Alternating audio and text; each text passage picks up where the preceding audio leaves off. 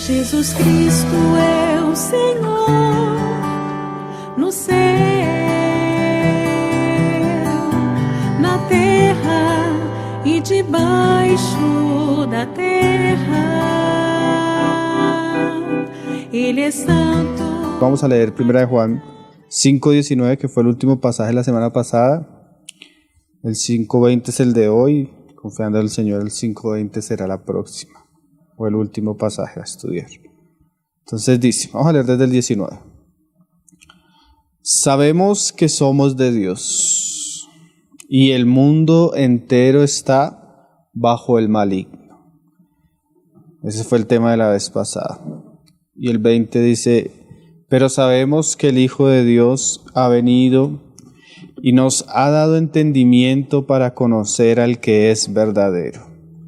Y estamos en el verdadero, en su Hijo Jesucristo. Este es el verdadero Dios y la vida eterna. Hijitos, guardaos de los ídolos. Amén.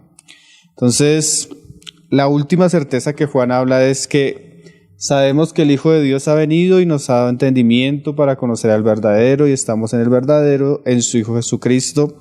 Este es el verdadero Dios y la vida eterna. Entonces él sería el tema de nosotros hoy, que es un tema bien interesante para terminar la epístola. Yo pienso que es de las mejores maneras con las que podemos acabar el libro.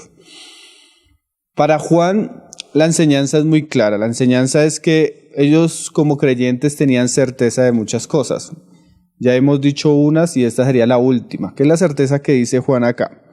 Primero, que Jesucristo ha venido, o sea, el Hijo de Dios, el que esperaban los judíos, el Salvador, ya vino. Segundo, que cuando Él vino, trajo un entendimiento pleno y suficiente para que conociéramos a Dios. Y tercero, que conociendo a Dios tenemos vida eterna. Entonces vamos a hablar un poco de lo que significa este asunto. Entonces, ¿de qué está hablando Juan? Juan nos dice que para conocer a Dios, el camino es Jesucristo. Y que Él tiene la certeza que Él nos ha dado la capacidad de eso y de tener vida eterna conociendo a Dios. Entonces, aquí lo que Juan nos está diciendo y lo que vamos a ver hoy es que el mensaje de Jesucristo fue completo y suficiente, que eso es lo que de alguna manera termina la epístola y que eso es lo que caracteriza el Nuevo Testamento. ¿Por qué? Porque si bien Dios ha hablado de muchas maneras y de muchos medios, realmente el mensaje de Jesucristo es la plenitud o la cumbre del mensaje de Dios. Todo lo que Dios tenía que decirnos, nos lo dijo a través de su Hijo Jesucristo. Y ese mensaje es suficiente para conocer a Dios y para ser salvos por medio de ese conocimiento. Entonces tú notas que en el Nuevo Testamento Dios engrandeció la enseñanza de Jesucristo por aún encima de lo que Dios mismo ya había dicho. Vamos a ver eso del lenguaje en Hebreos 1, verso 1, donde el autor engrandece y magnifica la enseñanza de Jesús como absoluta y autoritaria. Y esas son palabras bien importantes que nosotros debemos entender como cristianos, porque definitivamente uno lo que nota en la epístola de Juan es que el mensaje de Jesús es absoluto, completo, perfecto y autoritario. Y eso recorre todas las páginas del Nuevo Testamento como ningún otro mensaje, a tal punto que el autor de Hebreos 1, verso 1 dice: Dios, habiendo hablado muchas veces y de muchas maneras, ¿sí? Porque Dios habló por Moisés, Dios habló por los profetas, Dios habló a través de sueños, Dios habló a través de visiones, Dios habló muchas veces. No solo una vez, sino muchas veces, en diferentes tiempos, de diferentes maneras. Y esos mensajes de Dios, claro que hacen parte de la palabra y de la revelación progresiva de Dios. Pero cuando el autor de Hebreos y Juan habla del mensaje de Jesucristo, lo pone en una cumbre y lo pone de una manera que ha sido engrandecido, a tal punto que él mismo dice: en otro tiempo a los padres por los profetas, pero en estos postreros días nos ha hablado por el Hijo, a quien constituyó heredero de todo y por quien asimismo hizo el universo. Entonces, Sí, existe el mensaje de los profetas. Jesucristo no vino a incumplirlo. Pero cuando tú pones el mensaje de los profetas, es un mensaje que tuvo un tiempo, tuvo un cumplimiento, pero ahora Dios ha puesto algo absoluto, perfecto y completo, que es el mensaje de Jesucristo. A tal punto que Juan dice, Él vino y nos dio el entendimiento suficiente para conocer a Dios. Y conociendo el mensaje que Jesucristo nos dio, podemos conocer a Dios, el verdadero Dios, y la vida eterna. O sea, Cristo ha sido engrandecido y no solo engrandecido Él, su palabra ha sido engrandecida sobre todas las otras palabras. Sobre todo aún el hablar de Dios, aún por los profetas. A tal punto que por lo menos Hebreos 3, verso 3, pone una comparación en tal vez el hombre con mayor autoridad en cuanto a la palabra a la vista de los judíos, que era Moisés. Porque los judíos en la sinagoga leían la ley, o sea, los escritos de Moisés, de una manera constante, consecutiva, estudiándolo, enseñándolo, y de vez en cuando leían los profetas y de vez en cuando leían los salmos. Pero el autor por excelencia para los judíos es Moisés. Y ahora Jesucristo es comparado con Moisés, y me gusta aún el título que le pone Reina Valera, que dice que Jesús es superior a Moisés, porque eso está tratando la epístola de los Hebreos, está tratando la superioridad del mensaje de Jesús en comparación con muchas cosas, y pone tal vez al más grande representante del Antiguo Testamento, pero Jesús dice, mire, este fue hecho mayor. Ahí en el verso 3, aunque todo el pasaje lo explica en el capítulo 3, el verso 3 dice, porque de tanto mayor gloria que Moisés es estimado digno este. O sea, la escritura engrandece al Hijo de Dios, el mensaje del Hijo de Dios, y en comparación con los otros, este es estimado mucho más digno. ¿Por qué? Porque Moisés en la casa era un servidor. En cambio, el Hijo de Dios era el dueño del negocio, el dueño del asunto. Entonces, en el epístola de los Hebreos uno nota esa comparación. Moisés hecho superior a Josué porque Josué dio un reposo que no era el verdadero, sino Cristo ahora promete un mejor reposo. Jesús comparado con Aarón, su sacerdocio es mucho mayor porque el de Aarón tenía un tiempo, pero el de Jesús es comparado con el de Melquisedec, que no tiene ni padres ni días. Y más adelante también ahí en el capítulo 8 es comparado a un Jesucristo y su ministerio mejor que el del antiguo pacto con todas sus promesas. Cualquiera que leyera la epístola a los Hebreos nota que el autor tiene la intención de engrandecer a Jesucristo sobre todas las cosas. El mensaje de Jesucristo. Y dice, Hebreos 8:6 dice, pero ahora tanto mejor ministerio es el suyo, cuanto es mediador de un mejor pacto establecido sobre mejores promesas. O sea que si la ley tenía promesas, o sea que si la ley tenía un pacto, tenía unas ordenanzas, ahora comparado con el pacto de Jesucristo hecho en su carne, con el sacerdocio de Jesucristo, con la obra de Jesucristo, ya no hay comparación. Este es mucho mejor. Entonces uno nota que la epístola de los Hebreos tiene la intención de engrandecer al Hijo. ¿Por qué estamos diciendo esto? Porque lo que está haciendo Juan al final de su epístola es sellar su epístola con una cosa que todos debemos considerar y creer. ¿Qué? Que el mensaje de Jesucristo es suficiente para conocer a Dios, es absoluto y perfecto y no necesitamos otra cosa. Si tenemos a Jesucristo, tenemos el mensaje, y si tenemos el mensaje, conocemos a Dios, y si conocemos a Dios, tenemos vida eterna. Cosas que no se pueden decir de otros, ni que se pueden decir posteriormente a lo que enseñó Jesús, que ese es el tema que hoy vamos a tratar. A veces yo tengo lucha con el nombre de la enseñanza, pero hoy sí plena certeza que el nombre es suficiente para explicar lo que vamos a decir hoy.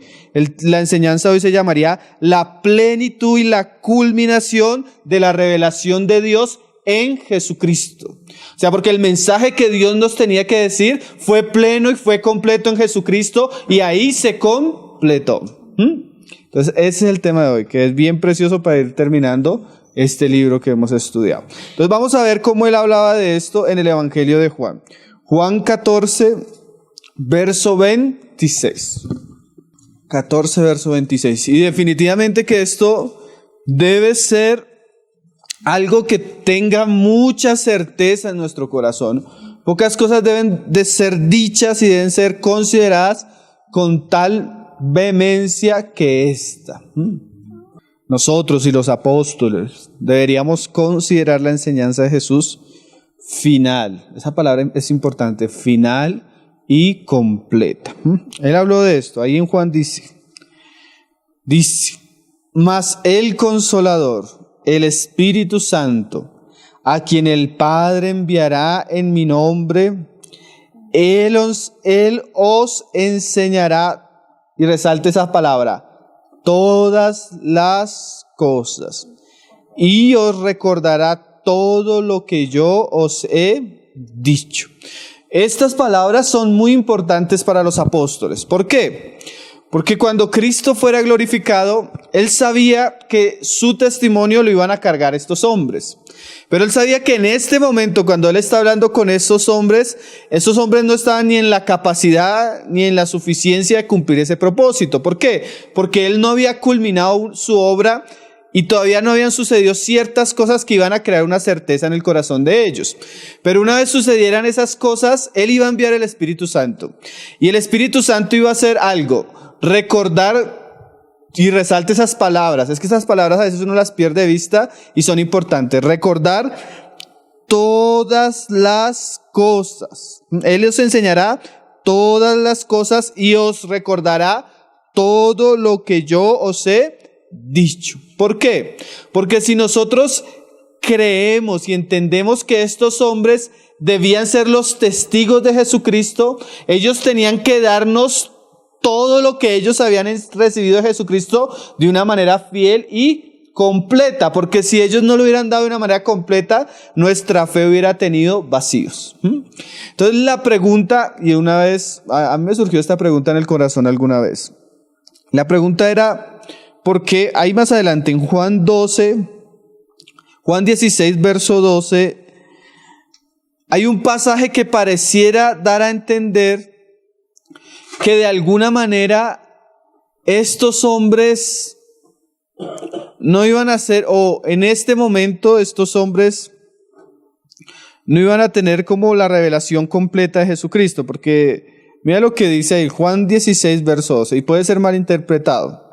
Dice, aún tengo muchas cosas que deciros, pero ahora no las podéis sobrellevar. Entonces, alguna vez usando este pasaje, alguien decía que Jesucristo de alguna manera no enseñó todas las cosas porque los apóstoles no las podían sobrellevar. Entonces que de alguna manera era importante que con el tiempo se fueran dando unas revelaciones que completarían lo que ellos no pudieron sobrellevar. ¿Sí me estoy haciendo entender? Entonces lo que estábamos diciendo y con lo que decíamos en el pasaje anterior es que debemos saber que ellos en este momento no lo podían sobrellevar. ¿Por qué? Porque aún muchas de las cosas que Jesús enseñaba en esos momentos ellos no las entendían. ¿Por qué no las entendían?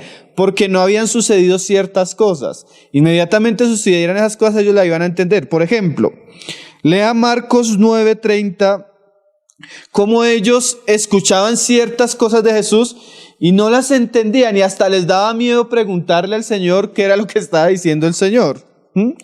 Y eso es a lo que nos referimos, que en ese momento ellos no la podrían sobrellevar, pero más adelante cuando vivieran ciertas cosas y vieran ciertas cosas, su fe iba a tener certeza y iban a poder entender todo lo que Jesucristo tenía que decirles, y bueno, también iba a haber una obra del Espíritu Santo aclarándole eso que Jesús ya les había dicho.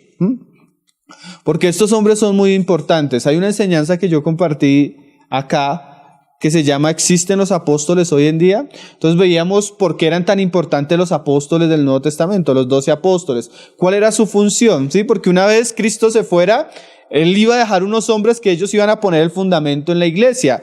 Imagínate si ellos no eran claros en la doctrina, en la enseñanza, si no la tuvieran clara, ¿qué hubieran podido enseñar? Entonces Dios tenía que hacer cierta obra en ellos. Pero mira lo que dice ahí ese pasaje, porque es que ellos están en un momento donde todavía no la podían sobrellevar. Dice ahí en el 9:30. Habiendo salido de allí, caminaron por Galilea y no quería que nadie lo supiese, porque enseñaba a sus discípulos y les decía: el Hijo del Hombre será entregado en manos de ladrones y le matarán. En manos de hombres, perdón. Y le matarán, pero después de muerto resucitará al tercer día. Pero ellos no entendían esta palabra. ¿Y qué? Y tenían miedo de preguntarle. O sea, si ellos no entendían lo de la muerte, lo de la resurrección, no iban a entender muchas de las cosas que Jesús tenía que decir. O sea, en ese momento no la podían sobrellevar. Pero sucede algo, Cristo muere y eso causa todavía más temor, eso los lleva a esconderse a muchas cosas, pero Cristo no solo muere, sino Cristo resucita. Y no solo resucita, se les aparece. Y mira lo que les dice cuando se les aparece. Por lo menos, mire el caso de los discípulos de Emaús, ahí en Lucas 24, verso 25. ¿Por qué? Porque en este momento ellos no pueden sobrellevarlo, pero una vez muerto y resucitado y se les aparece, ahí sí comienzan a entender todas las cosas. O sea, ese no la podéis sobrellevar era en este punto, pero más adelante cuando ellos fueran testigos de lo que Cristo va a hacer, ciertamente ellos ahora sí van a poder sobrellevar. ¿Por qué? Porque su fe ya no estaba basada en fábulas artificiosas, ni siquiera en palabras del mismo Jesús, sino en hechos verídicos. Porque una cosa es que Jesús diga, yo voy a morir y voy a resucitar.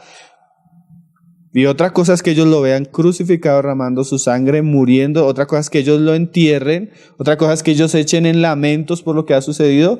Y después de que todo está perdido, Él se les aparezca. Entonces ya su fe no está basada solo en palabras, sino como dice Juan, es lo que hemos visto, oído y lo que han palpado nuestras manos tocante al verbo de vida. O sea, estos hombres realmente tenían una fe que era verídica. Por eso Pedro decía, no hablamos como si estuviéramos hablando fábulas artificiosas, sino con nosotros lo vimos. Y no solo lo vieron en el monte, sino que lo vieron resucitado. Y no solo lo vieron resucitado, sino resucitado comenzó a explicarles cosas que ellos no entendían. Por eso Juan dice, tenemos certeza que Él ha venido y lo que nos ha dicho es suficiente para que conozcamos a Dios y conociéndole tenemos vida eterna. Y esa certeza nosotros tenemos que tenerla también. Entonces dice ahí en el Lucas 24, 41 y dice, y como todavía ellos... me estoy saltando. En el 24-25 dice, porque se encuentran los discípulos de Emaús y ellos comienzan a renegar porque el que estaban siguiendo lo habían crucificado y entonces Él les dijo, oh insensatos y tardos de corazón para creer todo lo que los profetas han dicho. ¿No era necesario que el Cristo padeciese estas cosas y que entrara en su gloria? Y comenzando desde Jesús, desde Moisés, y siguiendo por todos los profetas, les declaraban todas las escrituras lo que de Él decían. O sea, hubo un momento donde el Señor hubiera dado este discurso antes de la resurrección. O sea, si no entendían las dos palabras que le dio, menos ahora.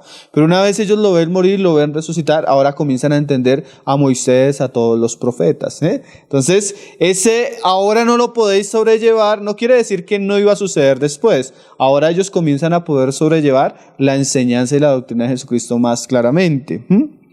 Y dice, ahí en el 24:41, dice,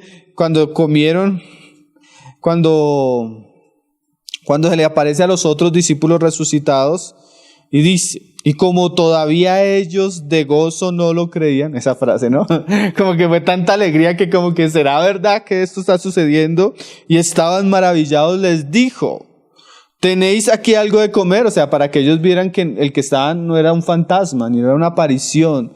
Porque se acuerdan cuando estudiábamos acá las evidencias de la resurrección, algunos han llegado a decir que la resurrección para los discípulos fue un asunto de histeria o de una visión, ¿sí? O sea, como cuando a una persona se le muere un ser querido, ella lo ve en todas las partes, ella siente que se le aparece, ella siente que le habla, ¿sí? Porque eso ha pasado. Hay personas que cuando se les muere un ser querido, entonces algunos han dicho que Jesucristo no resucitó, sino que esto pasaba en los apóstoles.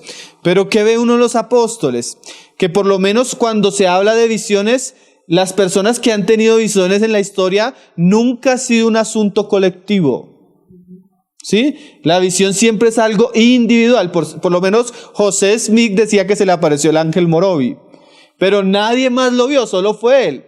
Porque las visiones pueden ser algo que se crea en la mente por cosas que están pasando a veces de traumas o cosas así. O por drogas o por cosas así, eso puede suceder. Pero nunca es colectiva. Y además, si fuera una visión, no tendría la capacidad de pedir comida y comer delante de ellos, ¿no? Estos son, como dice más adelante, Hechos de los Apóstoles, que se les apareció con pruebas indubitables. ¿Qué quiere decir eso? Que no pueden ser dudosas, sino que tienen certeza. Entonces mira lo que dice, y les pide, entonces le dieron parte de un pez asado y un panal de miel, y él lo tomó y comió delante de ellos. ¿Él tenía que comer? No. Simplemente él quería mostrarles que había resucitado en carne. Eso no es porque él tuviera hambre. Porque dice cuando resucitemos y tengamos un cuerpo no tendremos ni hambre ni sed como lo tenemos ahora. Pero él, ¿por qué él come? Para darles pruebas y más pruebas y más pruebas de que él había resucitado. Y dice, entonces, ¿qué verso estamos? 44. Dice, y les dijo, estas son las palabras que os hablé, estando aún con vosotros, que era necesario que se cumpliese todo lo escrito de mí en la ley de Moisés, en los profetas y en los salmos. Entonces les abrió el entendimiento para que comprendiesen las Escrituras. O sea, lo que antes no podían sobrellevar porque no habían sucedido ciertos eventos, ahora sí, su mente ¿qué? Fue alumbrada. Comenzaron a entender qué era lo de la muerte, qué era lo de la resurrección, y comenzaron a asociarlo con una gran cantidad de profecías que Dios había anunciado desde Moisés por los profetas, mostrando que esto era la evidencia del Hijo de Dios, del Mesías, ¿sí? O sea, eso que ahorita no lo podéis sobrellevar, no quería decir que el Señor más adelante en la historia de la iglesia, Él iba a levantar ciertos hombres que iban a completar el evangelio, o que iban a tener ciertas visiones o sueños para que nosotros entendiéramos la doctrina, o que iban a interpretar ciertas cosas para que nosotros comprendiéramos y pudiéramos acercarnos a Dios. Lo que Jesucristo le está diciendo es que en este momento, como yo no he muerto, no he resucitado, ustedes no entienden de lo que les estoy hablando. Pero una vez yo resucitado, ustedes van a entender y además les voy a dar el Espíritu.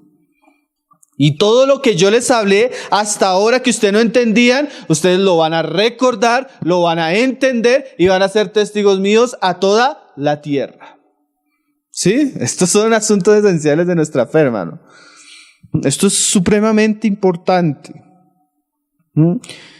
Y les dijo, así está escrito, y así fue necesario que el Cristo padeciese y resucitase de los muertos al tercer día, y que se predicase en su nombre el arrepentimiento y el perdón de pecados en todas las naciones, comenzando desde Jerusalén, y vosotros sois testigos de estas cosas.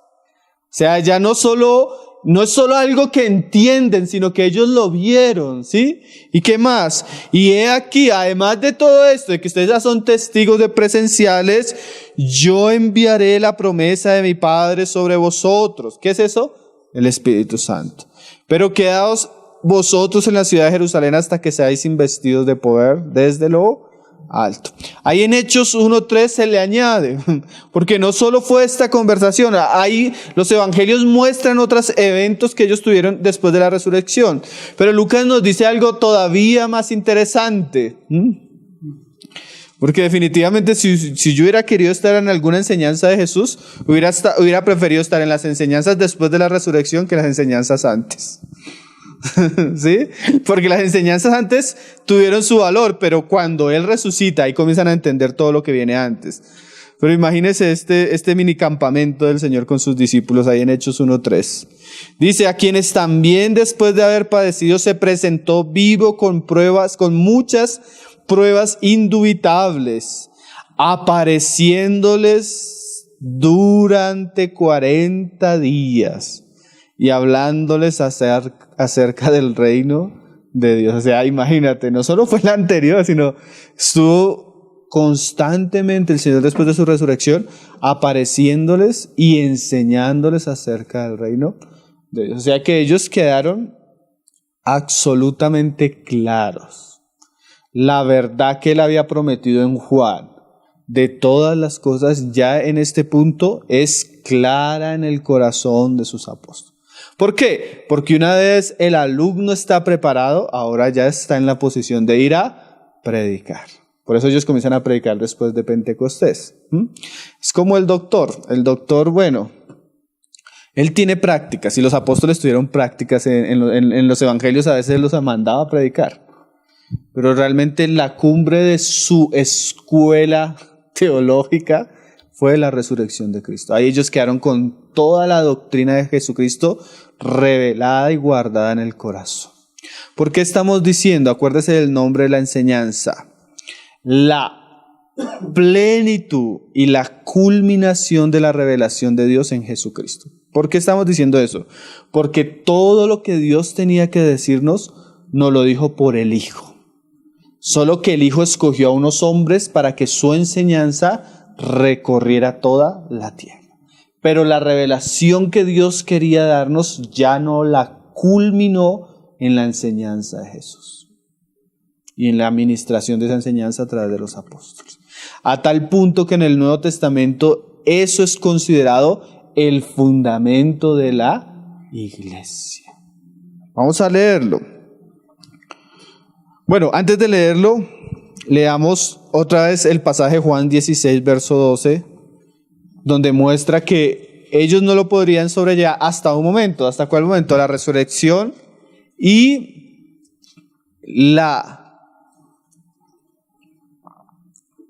el derramamiento del Espíritu Santo sobre ellos. Ahí 16, 12, donde estamos. Aún tengo muchas cosas que deciros, pero ahora no las podéis sobrellevar.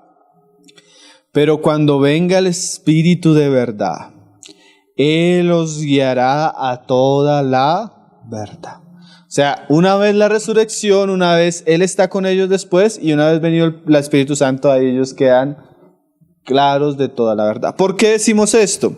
Porque más adelante en la historia de la iglesia encontramos personas que han dicho, no, lo que ellos dijeron, pues sí es la verdad, pero fue torcida, fue malinterpretada, aún por ellos mismos. Pero no fue lo que Dios prometió. Lo que Dios prometió fue que el Espíritu iba a guiar a estos hombres a la verdad, porque no hablará por su propia cuenta, sino que hablará todo lo que oyere y os hará saber las cosas que habrán de venir. Él me glorificará porque tomará de lo mío y lo hará saber. Entonces se cumple en la resurrección y en el Pentecostés cuando el Espíritu Santo viene. Tal punto que, como decíamos ahorita, esto es considerado el fundamento. Efesios 2, verso 20. Y nuestra edificación está basada en esto. Y nosotros debemos tener mucho cuidado cuando usamos cierto lenguaje. ¿Como cuál lenguaje?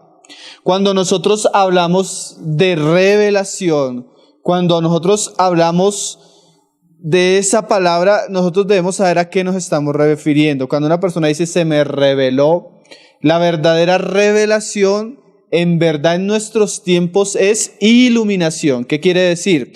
Que algún aspecto de la doctrina que ya ha sido dado nos fue en ese momento dado a conocer. O sea, se nos iluminó algo que Dios ya había dicho. Cuando la palabra revelación se usa para decir que una persona, un profeta, un maestro, un apóstol recibió una información fuera del Nuevo Testamento, eso la Biblia lo llama anatema, o sea, es algo maldito, porque lo que Dios tenía que decirnos ya no lo dijo a través de su Hijo. Hay que tener mucho cuidado con los sueños, con la visión, porque cualquier sueño, cualquier visión, cualquier aparición de ángel que nos quiera mostrar algún aspecto que faltó en el Nuevo Testamento es un anatema, porque el Nuevo Testamento ya está completo.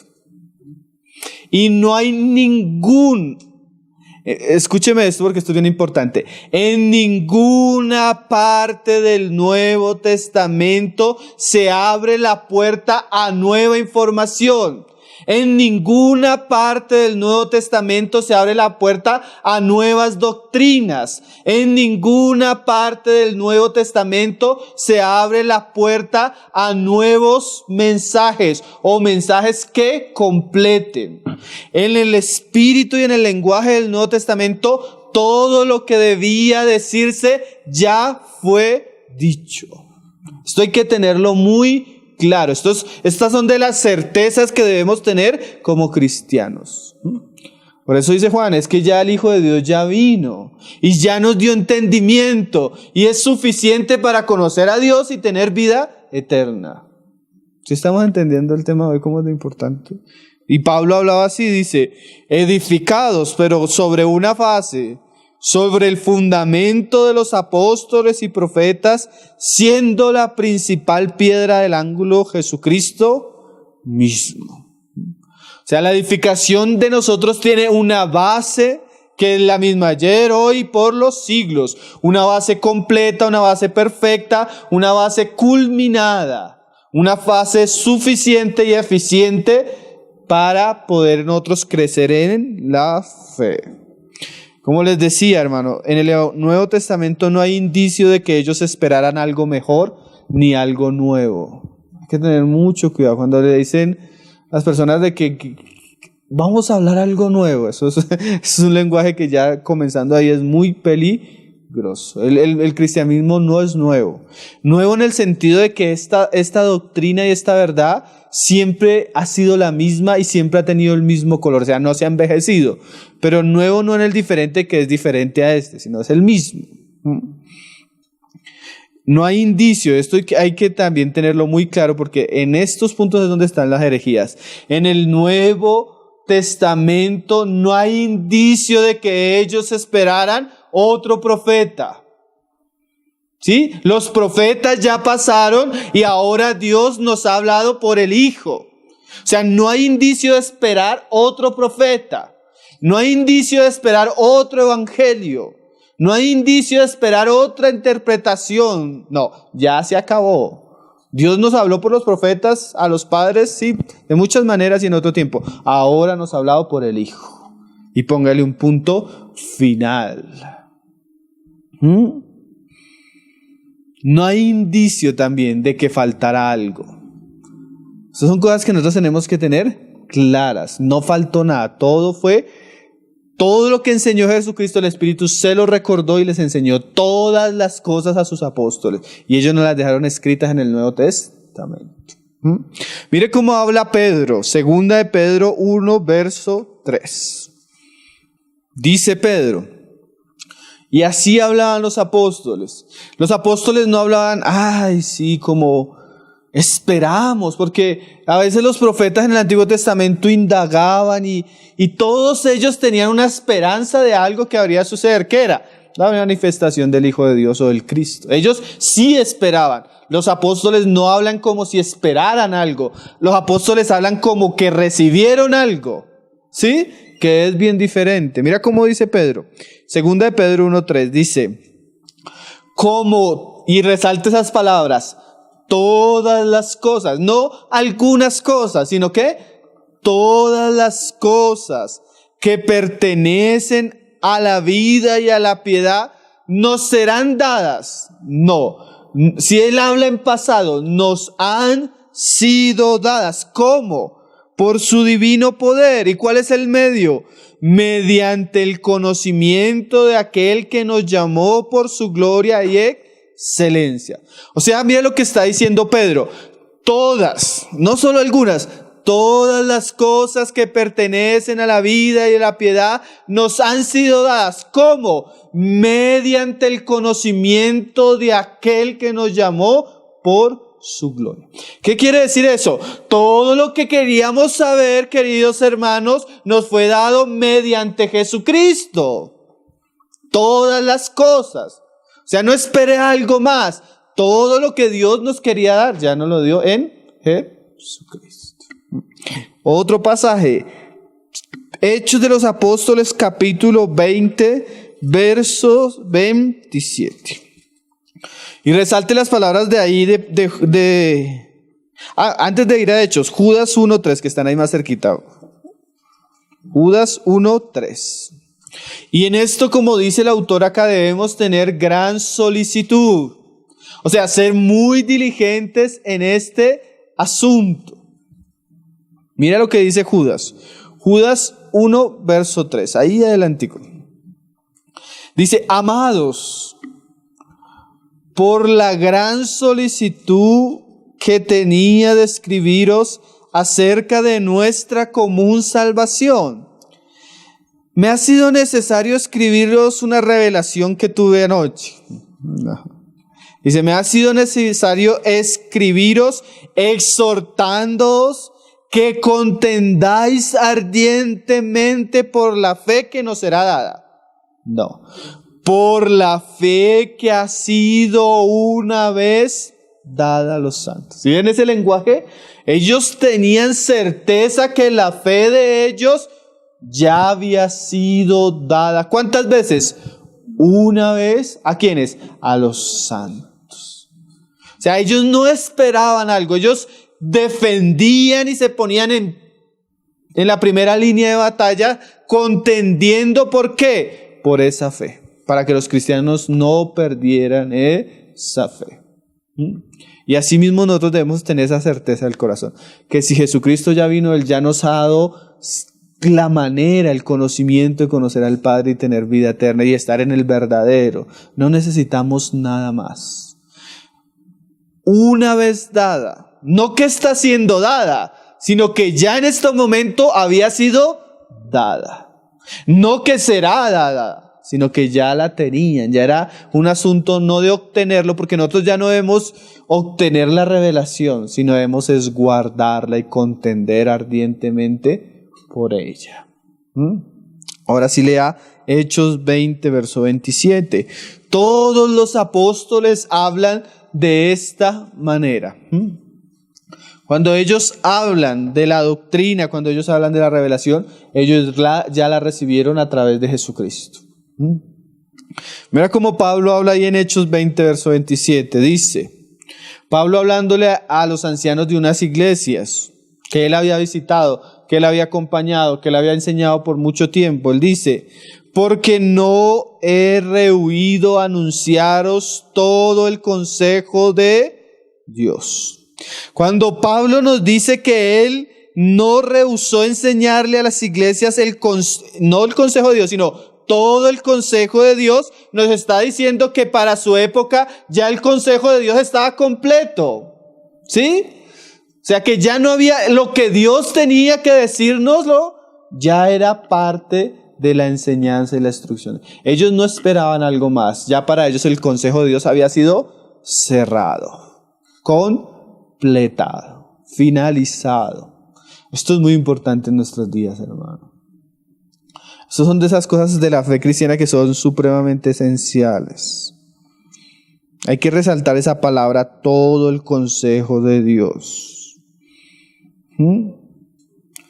Todo lo recibimos en el ministerio de Jesucristo y de sus apóstoles del Nuevo Testamento.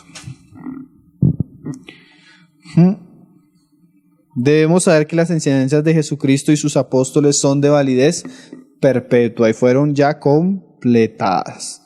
Es más, la Biblia advierte, hermano, de tener mucho cuidado con los nuevos evangelios o algo diferente a lo que ya se había dicho.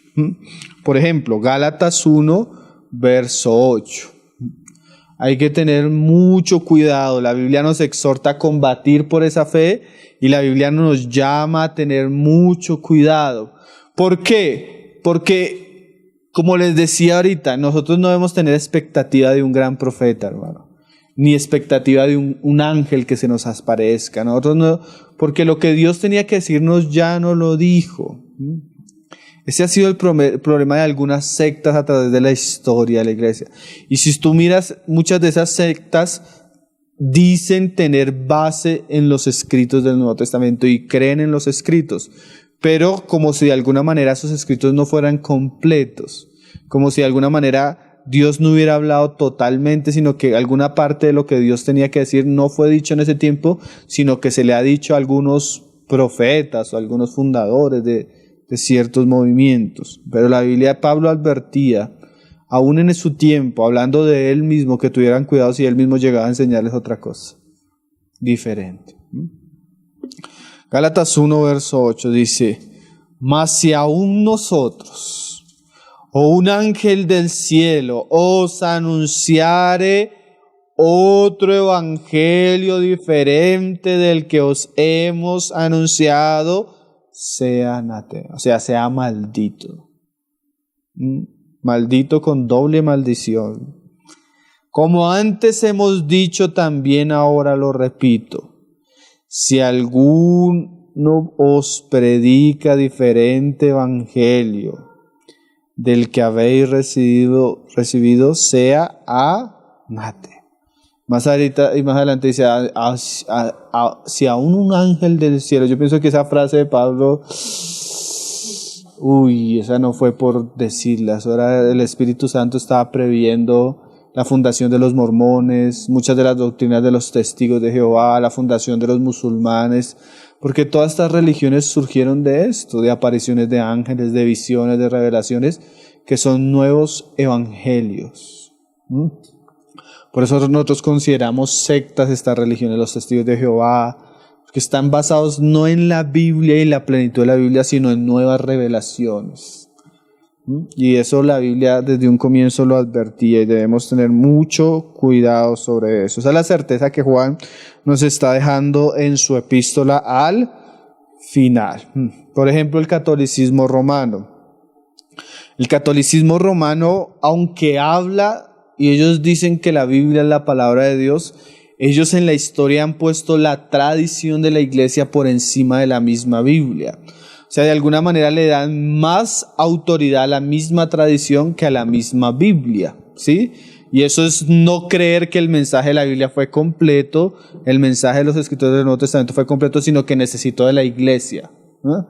Pero la iglesia no necesitó, o sea, la Biblia no necesita de la iglesia, al contrario, la iglesia necesita de la Biblia porque la Biblia es el fundamento. Entonces, muchas veces la autoridad, las revelaciones del Papa o de algún obispo o de alguna visión que tuvo, como las que han tenido sobre María y como las que han tenido sobre ciertas cosas, ha pesado más que la revelación plena y absoluta de la Biblia. Y algunas veces le han dado más peso a esas revelaciones, aunque esas revelaciones contradicen la misma enseñanza bíblica. Por ejemplo, ¿usted dónde encuentra en la Biblia que María es corredentora? Por ejemplo, ¿usted dónde encuentra en la Biblia que María ascendió al cielo? Por ejemplo, ¿usted dónde encuentra? Sí, son cosas que definitivamente no están en la Biblia, son otro evangelio, son otra revelación. Yo en la página tengo un documental que habla de las apariciones de María y las doctrinas que han surgido sobre esas supuestas apariciones. Pero ¿qué es eso? Lo que enseñaba Pablo: si aún un ángel, o podríamos decir nosotros ahorita, si aún la misma mamá de Jesús se os apareciere y os predicare otro evangelio, realmente el que recibió ese evangelio debe ser anatema, maldito, doblemente maldito. Pero eso ha sucedido. Yo por lo menos saqué algunas citas que habla de esto que hizo el catolicismo romano. Por ejemplo, ellos dicen, los católicos afirman, su doctrina afirma esto: es imposible entender la Biblia sin la tradición. Para ellos la tradición es distinta de las Escrituras, pero está ligada a ella. Eso lo dice el Catecismo de la Iglesia Católica, el número 78. Ellos dicen esto. Cuidado, no se distraiga. Por medio de la tradición, la Iglesia romana conserva y transmite a todas las edades lo que es y lo que se cree. La iglesia puede estar sin las Sagradas Escrituras, pero no puede estar sin la tradición.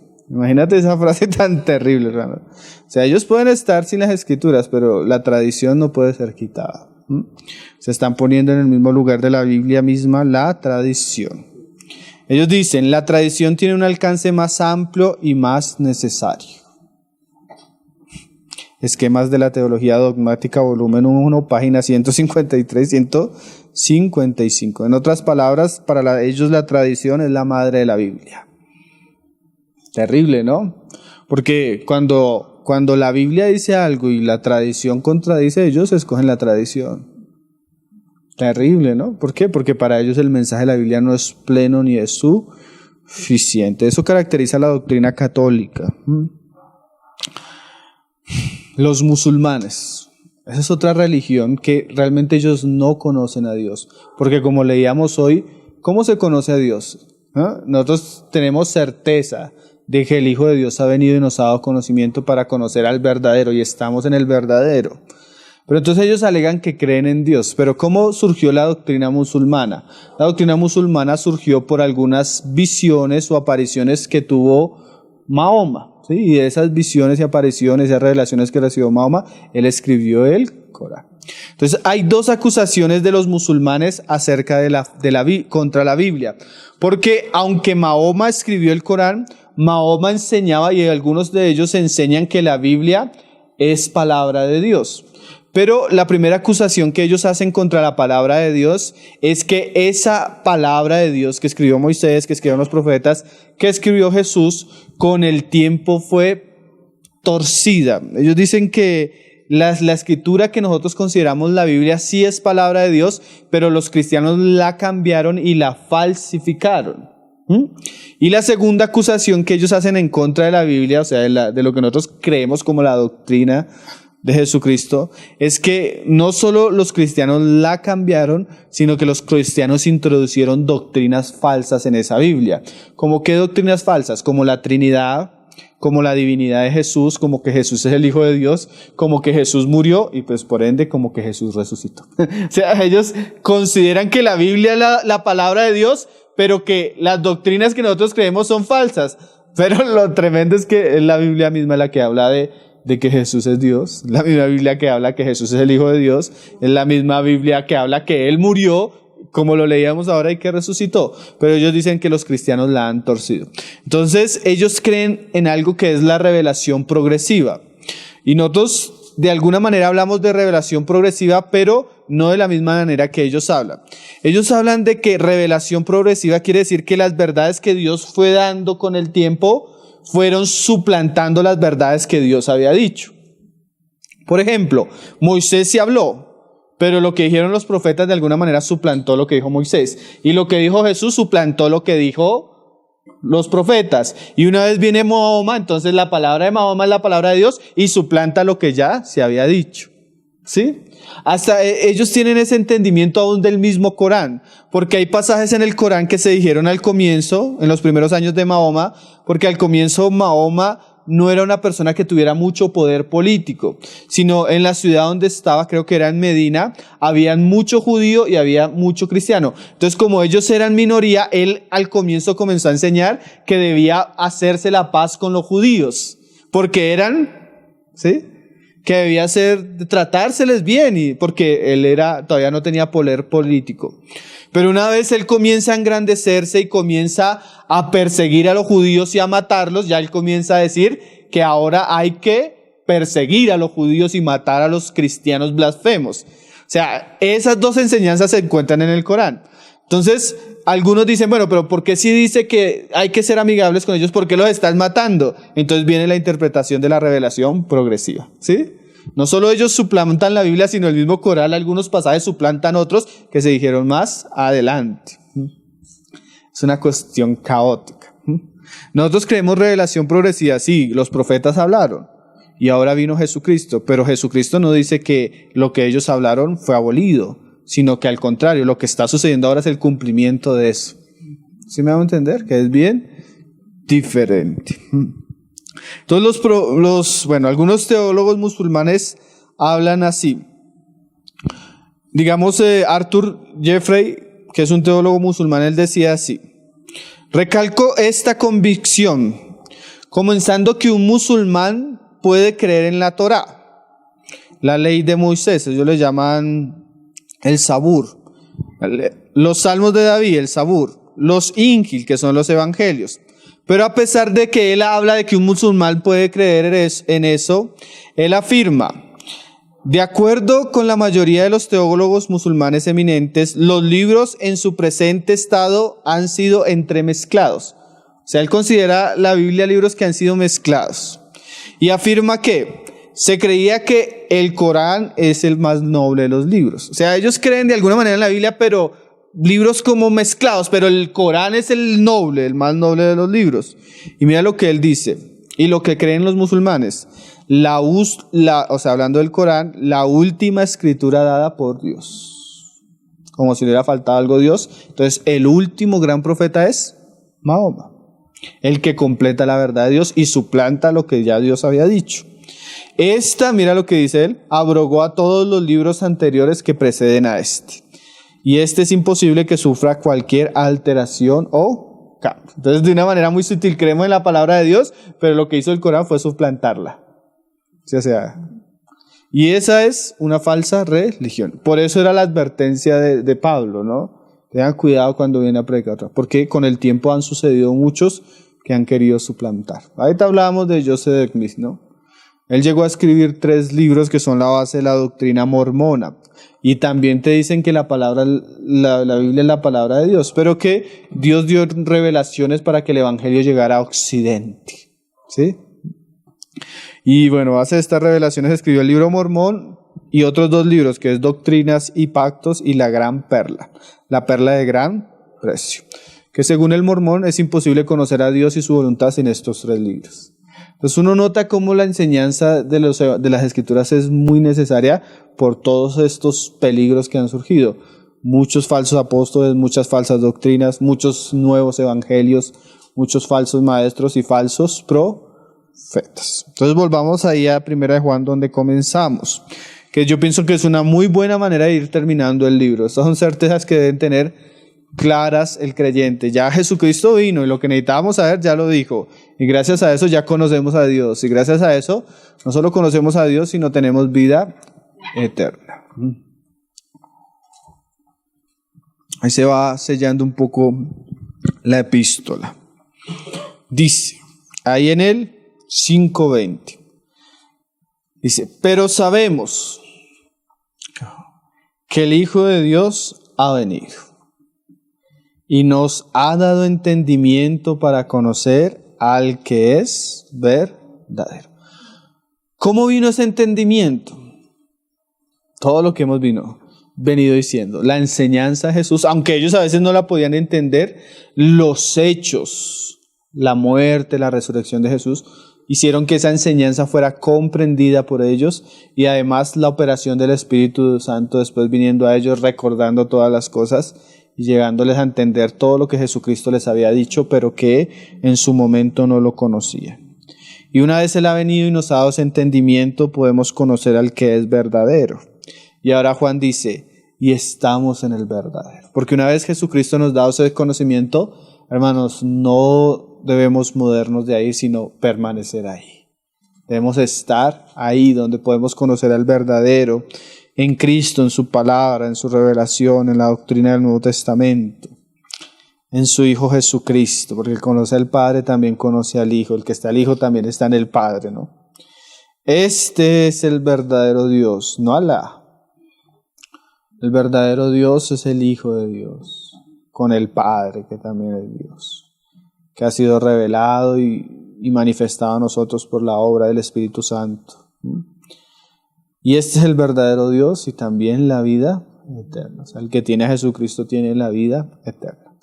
Terminamos leyendo Juan 20, verso 30, el Evangelio de Juan 20, verso 30, que son palabras que nunca sobran en estos temas. Esas palabras, si usted se dio cuenta, este pasaje que vamos a leer del Evangelio de Juan fue un pasaje que leímos a través de toda la epístola, porque son de esas cosas importantes que cierran los libros, o sea, que nos muestran los propósitos de los escritos del Nuevo Testamento, del Evangelio, las epístolas.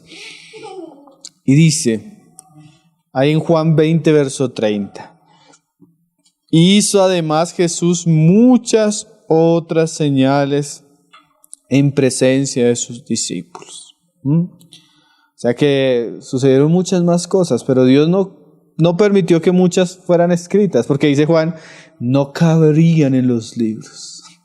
Si se hubieran escrito todas, no cabrían en los libros. No sé si en cantidad o porque de alguna manera el autor considerara que hay muchas cosas que no se podrían explicar escribiéndose. Pero el hecho fue que las que fueron escritas, dice, las cuales no están escritas en este libro, pero estas se han escrito.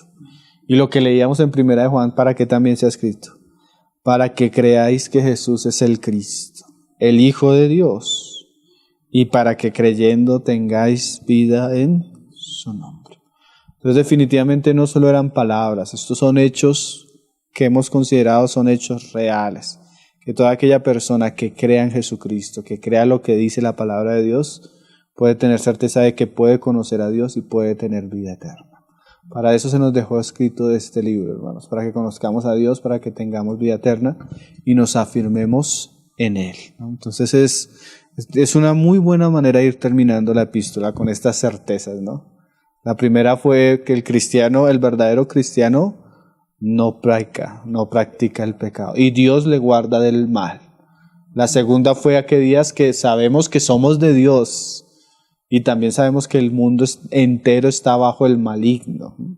Pero la última certeza que encontramos al final de la epístola de Juan es que realmente Jesucristo ha venido y nos ha dado entendimiento para conocer al verdad.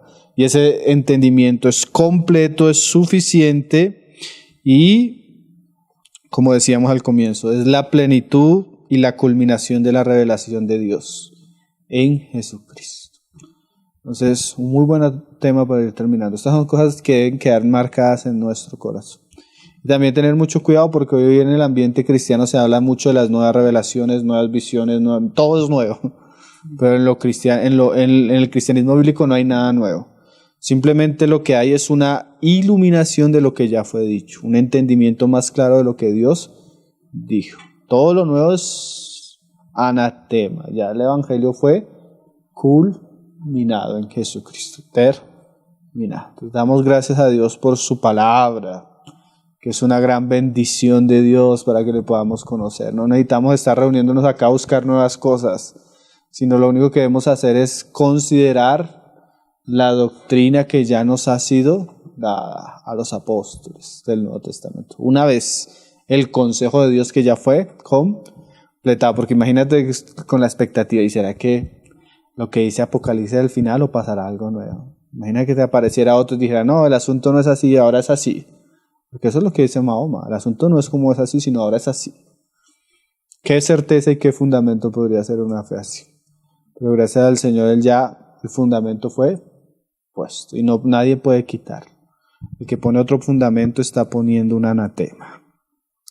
Entonces vamos a orar, hermanos, para darle gracias al Señor por su palabra, por estos temas tan importantes que nos permite sentarnos a estudiar. Padre, te damos gracias, Señor, por tu Hijo Jesucristo, Señor, porque definitivamente Él ha venido, Señor, y nos ha dado entendimiento para conocer al verdadero, Señor. Y estamos en el verdadero. Este es en Jesucristo, el verdadero Dios y la vida eterna. Damos gracias porque tú te has revelado a nuestros corazones, Señor.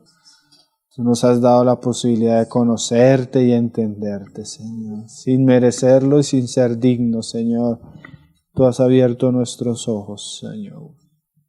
Nos has dado vida eterna, Señor, siendo nosotros pecadores, Señor. Ahora te pedimos, Señor, que tú nos concedas ser fieles, Señor, a este gran evangelio, a esta gran verdad que hemos recibido. Que tú nos concedas conocerlo, entenderlo, Señor, y defenderlo, combatir ardientemente por esto que tú nos has dado. Guárdanos de falsas doctrinas, Señor. Guárdanos de engaños, Señor. Guárdanos de falsos maestros, Señor. Guárdanos de nuevas revelaciones que simplemente, Señor, son obra y astucia de Satanás para engañar, Señor. Guárdanos, Señor, guarda tu iglesia, Señor, y permite que aún este mensaje llegue a aquellos que tal vez están en alguna situación de riesgo, Señor.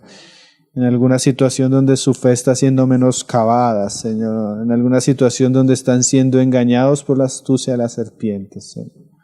Bendice tu palabra, Señor, y avergüenza al enemigo y sus mentiras, Señor, para que tú seas engrandecido en toda la tierra, Señor, y para que los hombres puedan conocerte, Señor, y conociéndote tener vida eterna, Señor. Te damos gracias por este tiempo, gracias por cada uno de los que estamos aquí, Señor. Te pedimos que tú nos lleves a conocerte, Jesús. Conocerte de tal manera que podamos pasar de vida a muerte, de muerte a vida, Señor. Conocerte de tal manera que podamos ser librados, Señor, del engaño, de nuestra carne, Señor, de lo que nosotros somos contrarios a ti, Señor.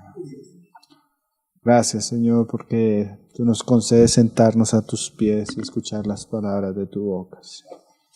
Bendito eres, Señor Jesús, Señor, por los siglos de los siglos. Bendito es tu nombre, Señor.